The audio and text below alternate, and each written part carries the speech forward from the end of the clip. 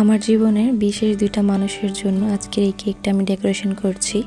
হ্যাঁ, চলুন আপনারা দেখতেই থাকুন আমি কিভাবে কেকটা ডেকোরেশন করি। হ্যালো এভরিওয়ান, আসসালামু আলাইকুম। আশা করি সবাই ভালো আছেন। আল্লাহর রহমতে এই মাহে রমজানের সময় সবার দিন অনেক ভালো যাচ্ছে আশা করি। আসলে আমি জানি না এখন আমার সাথে কি হচ্ছে।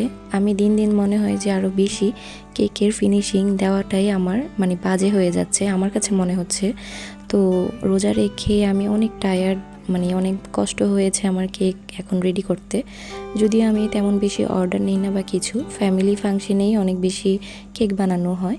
তো আজকে এই কেক না বানাইলেই না, কারণ আমার জীবনে যাদের জন্য আমি আজকে এই পৃথিবীর আলো দেখেছি তাদেরই জন্য এই কেকটা। তো নিশ্চয়ই আপনারা বুঝতে পেরেছেন, হ্যাঁ, আমার মা বাবা যাদের ছাড়া আমি শূন্য, আমি তাদের ছাড়া আমার জীবন কল্পনাও করতে পারি না। আর বেসিক্যালি এদিকে আমি একটা ফ্ল্যাট কেক নিয়েছি 1.5 পাউন্ডের একটা মূল্যে।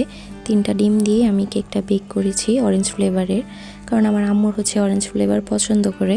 আর ভ্যানিলা এগুলো ম্যাক্সিমাম টাইমে খাওয়া হয়, তাই শর্টকাটে এটাই করলাম। তো আমি এখানে অরেঞ্জ কালার আর হালকা একটু ইয়েলো কালার দিয়ে একটা ক্রিম কালারের ক্রিম তৈরি করে নিয়েছি। এটা দিয়ে আমি 2টা কালার দিয়ে হচ্ছে কেকটা ডিজাইন করছি। এদিকে 1M এবং 2D নজেল দিয়ে আমি পুরোটা কেক ডেকোরেশন করেছি।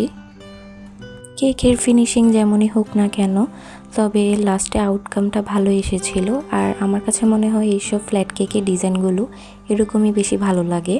তো এরকম ফ্ল্যাট কেক আমি দ্বিতীয়বারের মতো মেক করছি।